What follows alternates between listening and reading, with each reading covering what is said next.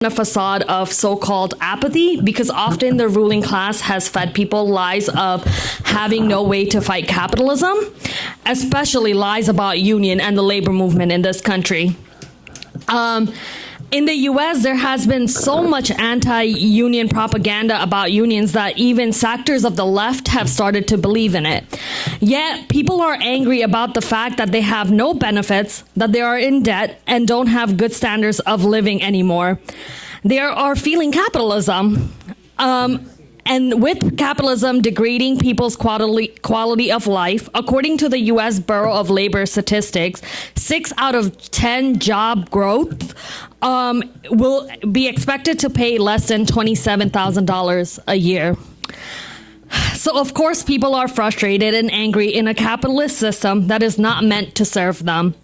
And this anger is what is propelling them into striking. So far in 2019, 85,000 workers went out on 13 different strikes, the highest it has been since 1986. Yeah, so from MTA workers being willing to strike in New York City, even though striking is illegal to do so in their contract, to Amazon workers strike on Prime Day, immigrant workers organizing in Mississippi even after the largest ICE raid in decades, and then the teacher strike all over the country, and many other strikes around the world as well. Workers are taking a stand. The two most recent strike being discussed is the GM worker strike and the school teacher strike in Chicago. So the GM workers, around 50,000 of them, went on strike for a month, fighting ultimately to have a say in how they run the plant and for making temporary workers full-time workers with seniority and other rights. GM workers reached a contract deal on October 25th. The Chicago school teachers went on strike for 11 days and were able to reach a deal.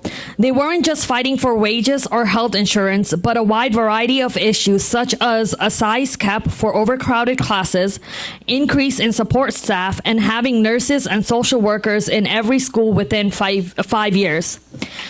Yet, many of the teachers are not satisfied with the contract and would not have mind continuing the strike for better clarity on support staffing and caps on class sizes. So all of these strikes, especially the teacher strikes around the countries, have not been about unions or about wages and health insurance. Strikes are never about wages or health insurance, no matter how the ruling class would like you to believe. Strikes are about the ranking file fighting for all of the working class. Workers demanding change because they are feeling the burden of capitalism and want better. This is just not limited to unions. These workers are fighting for not only union but better working conditions, and even things like getting ICE off Greyhound or cops off the subway. Often undocumented workers and black and brown workers are the most vulnerable workers in America because they are criminalized in this country. When unionizing or fighting for their rights as workers, ICE is often called on undocumented workers. Yet demos like ICE of Greyhound, a migrant-led movement, or People's Power Assembly organizing around the Fair Evasion campaign lets workers know that they have that they can fight back and win through people power. And to end this, I would like to tell you guys about what a labor activist has told me whenever I fell into defeatist propaganda.